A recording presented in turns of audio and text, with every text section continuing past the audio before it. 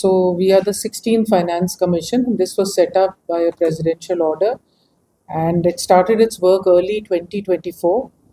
And the Finance Commission has to give its report by 31st October 2025. And the recommendations cover the next 5 years, starting from 1st April 2026. So when I talk about the recommendations of the Finance Commission, very broadly speaking, the main task of the Finance Commission is to make recommendations as to how the union tax revenues are going to be divided between the center and the state.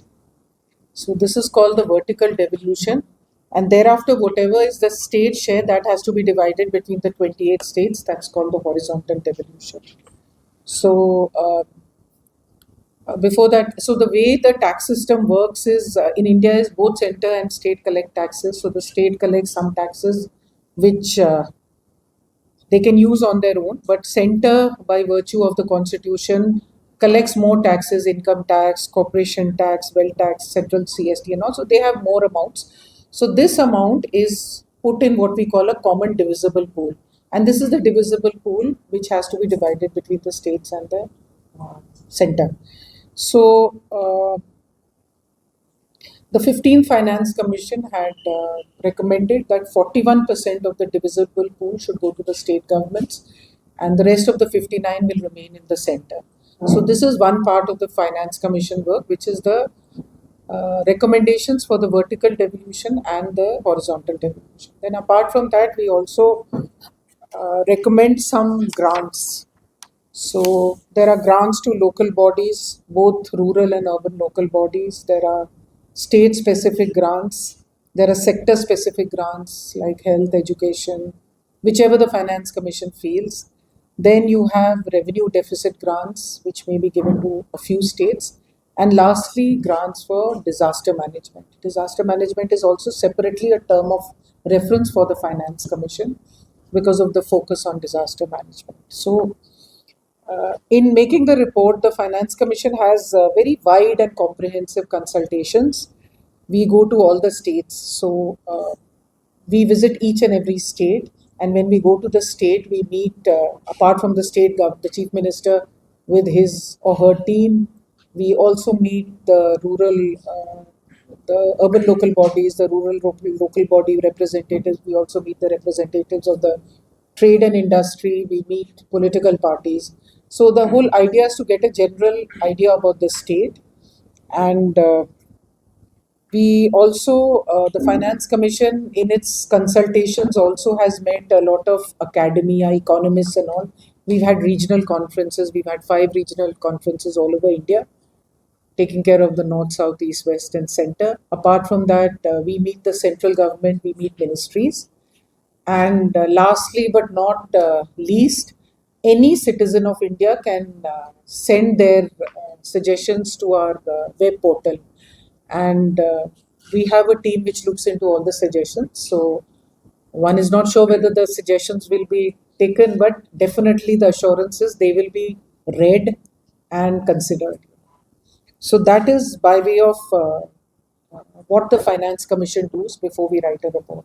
Now coming to specifics about today, I think our day started early morning. I mean, at 10 o'clock, we had a long meeting which has just got over.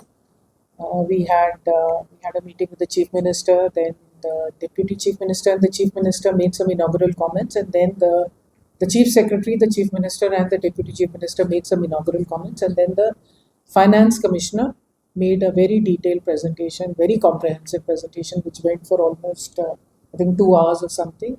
It covered all aspects of governance in Arunachal Pradesh, the fiscal position, the different sectors, everything was put in that presentation. And thereafter, they made what we call the demand. They give a memorandum to the Finance Commission where what is the demand of the state. So when I was telling you about the vertical devolution, so the 15th Finance Commission had suggested 41%. So the Arunachal Pradesh state government has asked for an increase, raise it to 47%. So for vertical devolution, they have said from the earlier 41%, which the 15th Finance Commission had suggested, they have suggested an increase to 47%. This they have sought for getting a fairer and more balanced allocation for all the states. Then for the horizontal devolution, Arunachal Pradesh. So Arunachal Pradesh has been consistently getting an increasing horizontal devolution rate. I think from the 11th FC, when it was 0.244 percentage, 15th FC made it 1.757. So it has been very steadily increasing. So this time the Arunachal Pradesh government has said, because of the unique needs and all, they want more money. So they have aimed for a 3% from 1.5, and there is some calculations they have done, which and so there is a criteria for the horizontal devolution. As I said, the horizontal devolution is for all the 28 states. So you have to have some criteria which works for every state. So the 15th Finance Commission had given a criteria.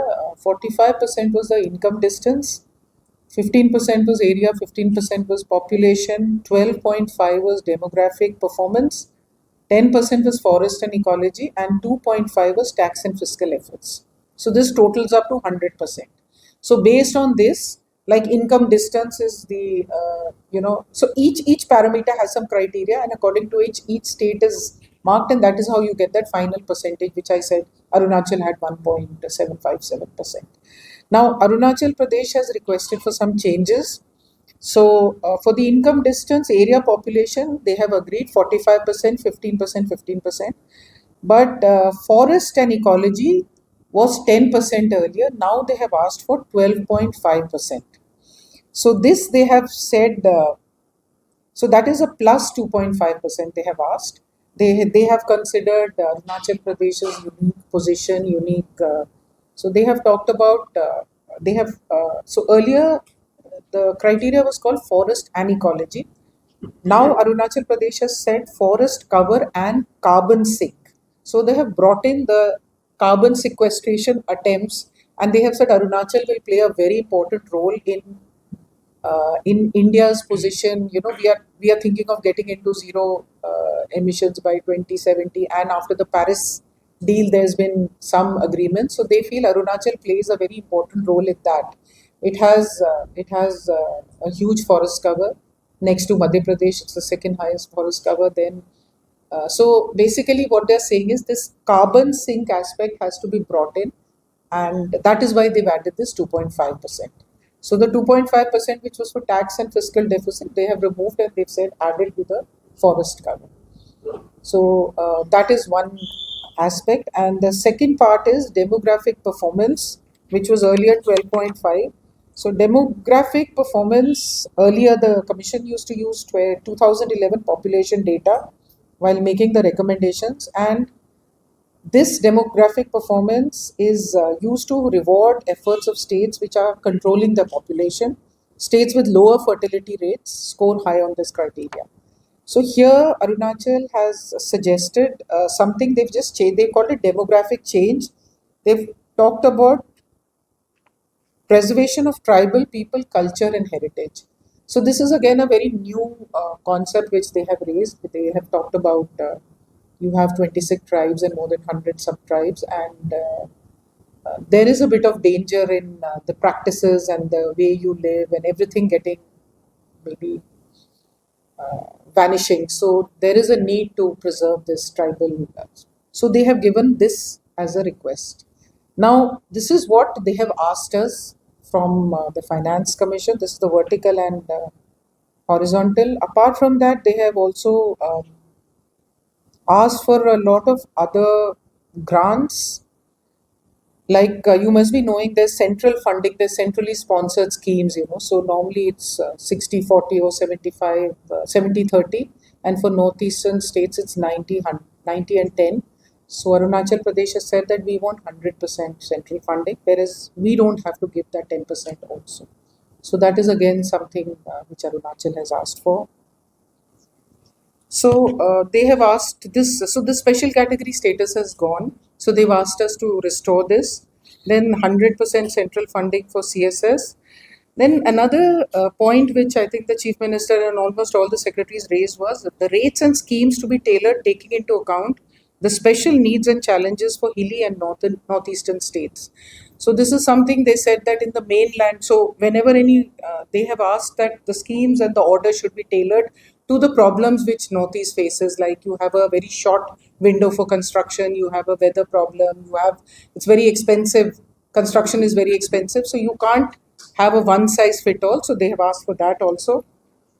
Then they have asked us for a special package to compensate the exclusion for externally aided projects. And they have asked, so there are quite a few schemes like this. And finally, to end up, I'll just tell you the amount they have asked. They have asked for a total package of 6.89 lakhs. Financing of disaster management, they have asked for 5,000 crores. Grants to local bodies, they've asked for 36,976 crores. Augmentation of state resources, forest issues and sustainable development, 10,227 crores. Special problems and specific needs of the state, 55,558 crores. Special package under state specific grants is 5,81,000 crores. So a total of 6.89. So this is the package Arunachal Pradesh has asked for. As I said, we have been visiting all states, and every state has asked us for, every state has made their demands. And now when we go back, when we finish our state, so this is our 21st state, this is our 22nd state, we have another 6 more to go, after which we'll decide on what has to be done. So that's a brief introduction of, and so we met the state government, and afternoon we are going to be meeting the representatives of the RLBs and the ULBs, the trade industry and the political parties. And we will be doing some field visits also. So that's about just to start the introduction.